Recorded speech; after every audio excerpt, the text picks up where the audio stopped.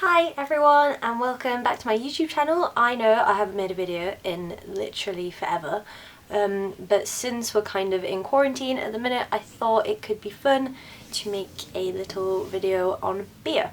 So I work for Brewdog.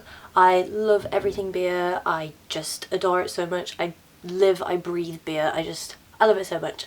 And I thought it would be kind of fun to do a little series of videos just kind of about what I know about beer, and I thought it could be quite interesting. As I said, I work for Brewdog. I am a level 1 Cicerone. I'm studying for my level 2 certified Cicerone. So I was supposed to be doing it in June, but I don't really think that's going to be going ahead at the minute. If you don't know what a Cicerone is, it's basically like a beer sommelier, basically like a beer expert. So it's really cool, it's really interesting, and I thought I would share a few things with you. So like I said, I might do a few different beer videos, like a little series sort of thing, but for the first one I thought I'd just kind of start it off really plain and simple, something really easy. So I'm going to be talking about how beer is made and the 4 main ingredients used in beer. So beer needs 4 ingredients to be classified as a beer. We've got water, malt, hops and yeast. Before I start kind of going into the brewing process, I'll talk about the ingredients first and then we'll get into the brewing process. So we'll start with malt. Malt basically refers to malted barley, so if you've been confused between malt or barley, they're basically the same thing. Breweries tend to buy their malt that's already been malted by these people called maltsters, which is a pretty cool sounding job, instead of making it themselves. It's kind of expensive, but it gets it's really efficient. It's a really efficient way of doing things. And maltsters, they prepare the grains to become malted barley or any other type of malt to be ready for specific beer styles. So how do we get malted barley, you might ask? A lot of beer tends to use barley compared to other things. We can use malt and corn and rye and stuff like that, but barley is mainly used because it's really high in starches, which can be converted into sugars, which is awesome. It's also packed with tons of enzymes. These convert the starches into sugars, which the yeast will eat up and convert into carbon dioxide and alcohol, but a bit more on that later. So the first thing we do is we chop it down in the prime of its life, we collect it all up, and then we can properly start the malting process. This has got 3 stages to it. Step 1 is the steeping process. This is where we get all of the grains and we add loads and loads of water to it, and basically we leave it there until the grains are about 40 to 45% water absorption. This will soften the husks because the shells of the grains are really hard at the minute, so we want to soften them and we want them to be filled with loads of water. Stage 2 is the germination process. So this is where we're going to trick the grains into thinking that they're actually still growing, even though they're not. And what we do is we lay out all of the grains on a really big floor, we aerate them, we keep them warm, and it tricks them to think that they're still growing. And what happens is little sprouts pop out of the husks called acrospires, and as soon as that happens, we go into stage 3, which is the kilning process, because at this point we've got green malt, as it's called. It's not actually green, but it's not been cooked or anything. It just kind of tastes like water, probably. So what we do is we roast it or kiln it in a kiln. We evenly kiln them as well, so they're all tasting the same, it's not burnt anywhere, and they all taste really nice.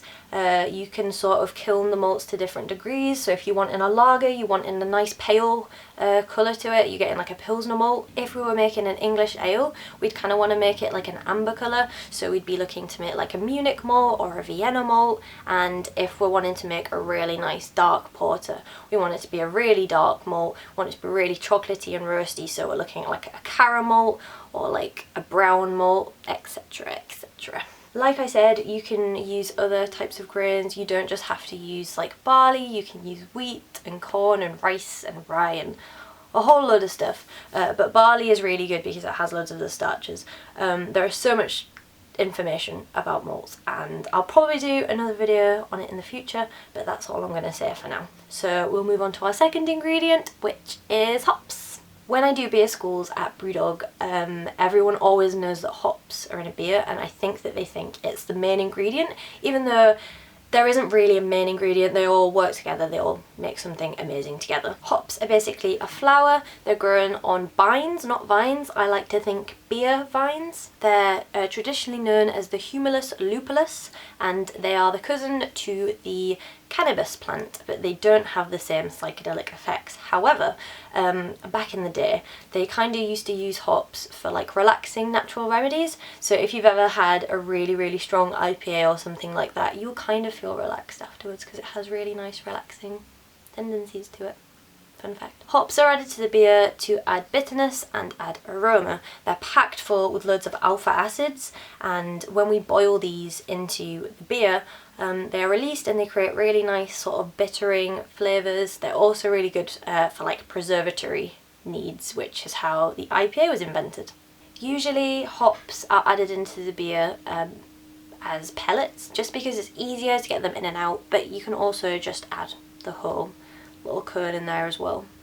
Again, there's a million things I could say to you about hops, but I will leave that again for another video. So we go on to our third ingredient, which is the yeast. There's kind of like a joke going around the beer community that we are just humble servants to the yeast because they are the real brewers, they're the real beer makers. So how the yeast work is they basically take all of the sugars and they convert it into alcohol and carbon dioxide. So usually in beer we work with two types of yeast strains. We've got ale yeast and we've got lager yeast. There are obviously more types of yeast out there that we use, but for the purpose of this video I will just talk about those two, and I'll talk about them when we go over the brewing process. Just kind of makes more sense. Okay, that brings us on to our final ingredient in beer, and that is water. I think water is one of the most underrated ingredients of beer. People often forget that water actually like goes into it, but beer is at least 90% water, sometimes like 95, 97%. It's a really big part of the overall like product. As soon as we begin the brewing process, brewers have to be really conscientious about the type of water they're using. So you can get like hard water and soft water. If you were making a lager, you'd want to use a really soft water, somewhere from like the Scottish mountains or the German mountains. But if we're making a really punchy IPA, you wanted to use like a really hard water, somewhere from Burton-on-Trent, something like that. Water can be expensive to import. Sometimes people will go to great lengths to get the exact perfect water that they want, but a lot of the times breweries have like built-in water filtration supplies and devices, so they can sort of like correct the water's mineral content and stuff like that. Cool, so that's all the ingredients, so let's discuss how to actually make some beer. Step one is we mash it. So you know how I was talking about the malted barley? Well, we've got the malted barley, we've bought the malted barley in from a supplier, and we add it to loads and loads of hot water. We put the hot water and the malted barley into a mash tun and we swirl it around loads, just kind of like mixing that water and barley together. This will turn the liquid into like a really thick porridgey substance, and it will also create a really nice sugary liquid called wort. What's happening here is the enzymes are being activated by the hot water, they're converting the starches into sugar, so that's why it's so sugary. By the end of the mashing process, we're left with this really gloopy, sugary, sweet mix. So the next step is the lautering step. So no one wants beer with big bits of like malted barley in it. It won't be very nice. If you want that, have some porridge. So what we need to do is we need to separate the liquids from the solids, and we add them into a lauter tun. It's got little holes in the bottom and we can like steep it through so they're separated. The wort is filtered out, ready to go into the kettle, and the spent grain is taken. It can be made into dog food, but more often than not, especially if it's in Scotland like Brewdog is, it goes off and it goes to feed the cows, so the cows will have the best food ever. So now we're on to step 3, and that is the boil. This happens of course in a kettle. We add the wort to the kettle, and this is where we add the hops. We add the hops and we add the wort and we boil it up so all of the nice acids are released, kind of bittering the wort. It kind of depends how long it's left for, like all of the hops kind of taste different, they each do different things, but no aroma will go towards this because they're all being evaporated basically, all of the acids are being evaporated into the air. But at the end of the boil, for like the last 15-30 minutes, depending on how much intensity you want your hops to have, you can add the hops back in and that will go towards the nice aromas. So now we need to cool the liquid down because it's too hot. You can do this various ways. There's loads of different devices, there's the different tanks and tons you can put it in, but we just need to cool it down. So that leads us on to our fourth step, and that is fermentation. So we get our real nice hoppy wort and we put it in the fermentation tanks and we add the yeast. If you're making an ale, we add ale yeast. What happens is we kind of like boil it up at nice high temperatures and it works quickly, and what happens is the enzymes self-multiply and divide, and they will eat up all of the nice sugars in the wort and then will poop out carbon dioxide and alcohol. All of the yeasts will kind of like rise to the top of the tun. It's known as top fermentation. If you're making a lager, however, you want to be adding lager yeasts. Takes a little bit longer. We do it at nice cool temperatures. It's a really chilled out process. All of the yeast does the exact same thing, self-multiplies, eats it up, creates carbon dioxide and alcohol, but it all floats down to the bottom, so we've got a bottom fermentation going on. So at the end of this, we've got a fizzy alcoholic beverage. It's pretty much beer. We have one last step, the conditioning. This is basically the process where we leave the beer to mature. So we'll talk about ales first. So ales, depending on what it is, this doesn't necessarily apply to every single ale ever, but it's usually left for about 1 or 2 weeks just to kind of mature, for the flavours in it to kind of like clarify a little bit, for it really to come together. Lagers, on the other hand, they take around a month, sometimes longer. What happens is we add some sugar and a little bit more yeast and it slowly ferments a little bit more. This is to sort of create a real nice clarity to the beer. Like lagers are really like dry, really crisp. You can see through them like really well. And yeah, the lagers will take a bit longer, but they're so worth it. Lagers are amazing. We don't deserve lagers. I might make another video about lager at some point because I find lagers like so interesting. It's one of my favourite things to talk about with beer. They're just really cool. Like everything about them historically, like how they're made.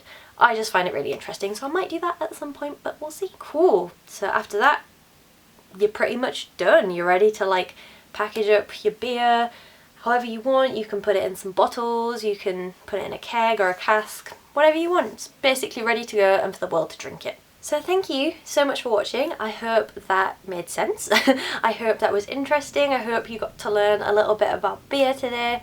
Like I said, I'm probably going to do some more videos at some point, just kind of on this little beer series. And yeah, if you have any questions, please leave them below in the comments box, and a like would be really appreciated. Anyway, thank you for watching this video. Stay safe during the coronavirus pandemic. And yeah, I'll see you in the next one. Bye!